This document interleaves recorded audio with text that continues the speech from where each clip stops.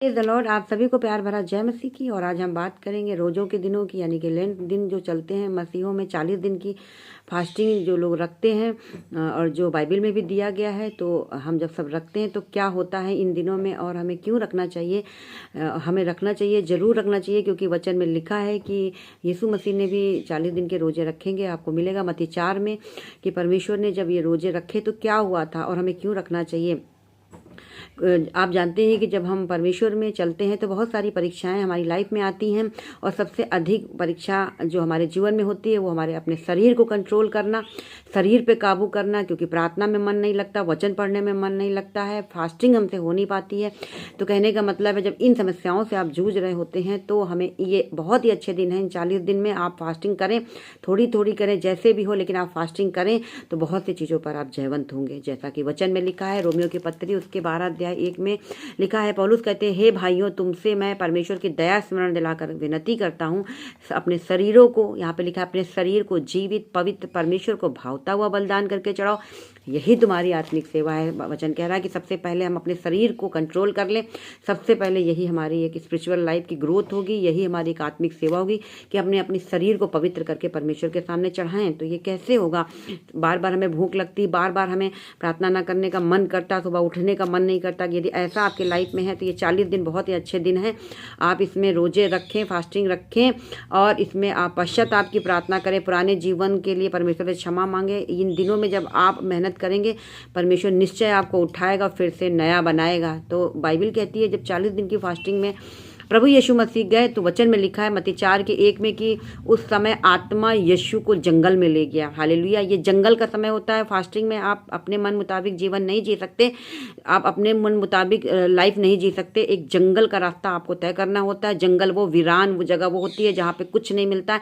आपको संसार से दूर रहना इन फास्टिंग के दिनों में। मोबाइल, टीवी, अत्यधिक बात करना, गॉसिप, इन सारी चीज़ों को जब आप अपनी लाइफ से दूर करते हैं, इसे कहते हैं जंगल के दिन, जंगल का रास्ता। यीशु मसीह जब यहाँ से निकले, वचन कहता है कि वो जब जंगल की तरफ गए, पवित्र आत्मा ही उन्हें ले गया था। जो लोग नहीं जाना चाहते हैं, याद रखिए कि आपको जाना है। पवित्र आत्मा से कहना है कि हमें उन रास्तों पे ले चलिए, हमारे शरीर ताकि जीवित, पवित्र और परमेश्वर को भावते हुए बने रहें। इसके लिए पवित्र आत्मा आप हमें जंगल में ले चलें। इन 40 दिनों में आप जाएं जंगल के रास्तों में। और बाइबल कहती है कि जब जैसे ही परमेश्वर गए, जैसे ही आप इन रास्तों पर चलते, शैतान आपको परखना चालू करता है।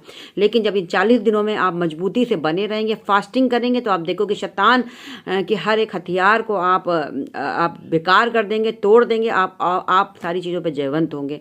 वचन में ऐसा लिखा है कि जैसे ही परमेश्वर ने फास्टिंग करी तो सबसे पहली परीक्षा आई उनकी, आप देखें, भूख वाली। जो बहुत से लोग हैं जो फास्टिंग सुबह उठेंगे, रात में निश्चय करेंगे कि हम फास्टिंग करेंगे, लेकिन सुबह ही खाना खा लिया, चाय नाश्ता कर लिया, उन्हें कोई फास्टिंग नहीं हो पाती है। लेकिन वचन में ऐसा लिखा है कि जब यीशु मसीह को शैतान परखने आया कि पत्थर से कह दे रोटियां बन जाए, तो वचन में लिखा है, परमेश्वर ने कहा था कि मनुष्य केवल रोटी से नहीं परंतु परमेश्वर के मुख से निकले हर एक वचन से जीवित रहेगा। आपको वचन जब आप यही वचन जब आप बोलते हैं, आप देखो आपकी फास्टिंग मजबूत हो जाएगी। और वचन में लिखा, शैतान उन्हें छोड़ के चला गया था। तो सबसे पहले जो परमेश्वर ने एक जय प्राप्त करी वो थी भूख पर। हम अपने अनुसार फास्टिंग कर सकते हैं, कोई शैतान हमें नहीं गिरा सकता है। हम फास्टिंग कर सकते हैं क्योंकि इस पर आपका अधिकार है। तो वचन में लिखा, सबसे पहले परमेश्वर ने भूख पे नियंत्रण पाया। जब दूसरी परीक्षा परमेश्वर के पास आई तो आप वचन में पढ़ लीजिए। यहाँ पर लिखा है मत्ती 4 के 5, 6 और 7 में लिखा है कि सारे जगत का वैभव उसने दिखाया था। यानी कि सांसारिक अभिलाषाएं आपको खींचती हैं कि हम तो मसीह में हैं, अब हम ऐसा हेरा फेरी नहीं कर सकते, अब हम ये नहीं कर सकते, अब हम गरीब हो जाएंगे, अब हम किसी मतलब कि जब आप ईमानदारी से चलते हैं तो बहुत सी चीज़ें आपका पीछा करती हैं कि काश हम ऐसा कर रहे होते तो हम इतना फ़ायदा हमें हो जाता। लेकिन अब आप चोरी नहीं करते हैं, अब आप अपने बिजनेस में ईमानदार हैं, अब आप किसी को ठगते नहीं। तो शैतान बार बार इन चीज़ों को दिखाता है कि तू ऐसा कर रहा होता तो तू अमीर हो गया होता। तो इसी तरह से शैतान ने सारा वैभव दिखाया और वचन में ऐसा लिखा है। लेकिन परमेश्वर ने उसे डांटा था और लिखा था कि जो है तू अपने प्रभु परमेश्वर को ही प्रणाम कर, और किसी के आगे हमें नहीं झुकना है। वचन में लिखा है कि परमेश्वर ही आपको ऊंचा करेगा, वो धन देता, उसमें दुख नहीं मिलाता। उसने सुलेमान को बुद्धि के साथ अथाह धन दिया था, आयु दी थी, वो आपको सब कुछ दे सकता है, लेकिन आपको जयवंत होना है। अगर आप गलत चीज़ों में चले जाएंगे तो आप सदा की आशीष खो देंगे। थोड़ी देर तो हो सकता है आपके घर में धन आ जाए, वैभव आ जाए, लेकिन ये सदा के लिए नहीं होता है। ये इसमें इसके साथ बीमारियां भी आती, कर्ज भी आते हैं। तो याद रखिए आपको शैतान के हथियारों से सावधान रहना है और आप इन 40 दिनों में इस पर जयवंत हो जाएंगे। आप उस पर कंट्रोल पा लेंगे, आप उन बुराइयों से बच जाएंगे। शरीर को जीवित, पवित्र और भावता हुआ परमेश्वर के आगे जब आप बलिदान करने लग जाएंगे, ये आपकी आदत हो जाएगी। अगर 40 दिन आपने जंगल का रास्ता तय कर लिया, यानी कि संसार और संसार की अभिलाषाओं से आप दूर हो गए, तो आप देखिएगा ये आपका एक रूटीन बन जाएगा, ये आपकी एक आदत बन जाएगी। क्योंकि गलती तो लोग करते, वो माफ़ी मिल जाती, लेकिन आदतों की कभी माफ़ी नहीं मिलती। क्योंकि कुछ लोगों की आदत बन चुकी फास्टिंग ना करना, कुछ लोगों की आदत बन चुकी है छोटी छोटी गलतियां करना। तो इस तरह की आदतों पर आपका कंट्रोल होता है जब इस 40 दिन में आप जंगल के रास्ते पर चलते हैं।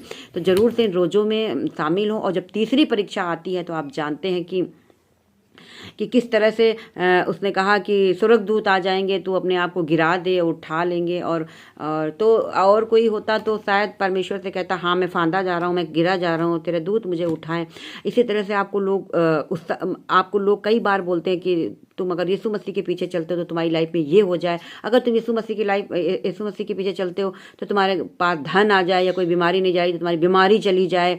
इस तरह आपको बार बार उन चीज़ों से उकसाते ताकि आप कोई गलती करें। उनके अंदर से शैतान काम करता है, आपको उकसाता है ताकि आप ताकि बातों में आ जाएं और परमेश्वर पर उंगली उठाएं, जिस प्रकार इस्राएलियों ने किया था।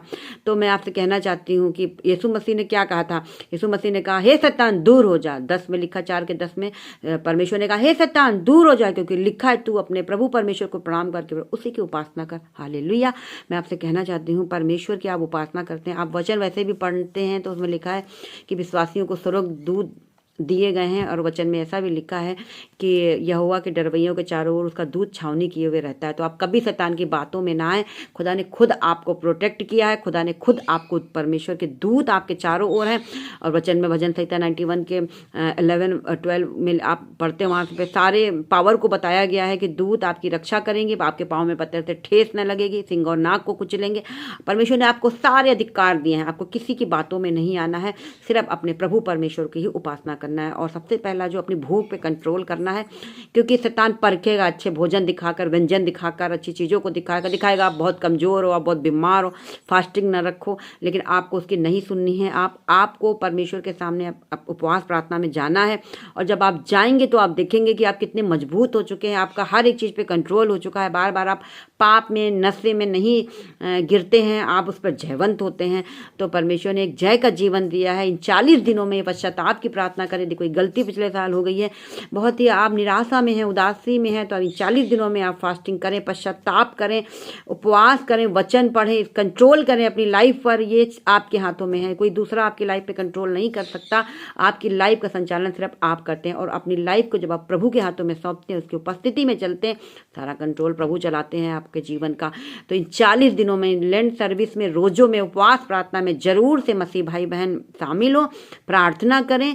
और आप देखेंगे कैसे खुदाबंद आपको ऊंचा करते हैं। शारीरिक अभिलाषाएं आपकी सारी खत्म हो जाएंगी और आप जो चाहे करना चाहेंगे वो कर पाएंगे, क्योंकि ये चीज़ें आपको परमेश्वर के सामने दोषी ठहराती हैं। जब शरीर आपका कंट्रोल में नहीं रहता है, मुंह कंट्रोल में नहीं रहता है, तो वचन में ऐसा लिखा है कि मनुष्य जो खाता है उससे अशुद्ध नहीं होता है, और जो अंदर से, मनुष्य के अंदर से निकलता है उससे मनुष्य अशुद्ध होता है। तो बहुत सी चीज़ों पे आपका कंट्रोल हो जाएगा। अधिक बोलना, अधिक खाना, अधिक सोना, इन सारी चीज़ों पे आपका कंट्रोल हो जाएगा जब ये लेंट सर्विस में, यानी कि 40 दिनों की फास्टिंग में आप जब शामिल होंगे, प्रार्थनाएं करेंगे, आप देखोगे परमेश्वर आपके जीवन को मजबूत करेगा, मसीह में आपको दृढ़ करेगा। तो इस वचन के जरिए अगर आपको आशीष मिली है तो ज़रूर से आप लाइक करिएगा, कमेंट करिएगा और अपने मसीह भाई बहनों को शेयर करिएगा। तो खुदा आपको आशीष दे और बरकत दे। जय मसीह की।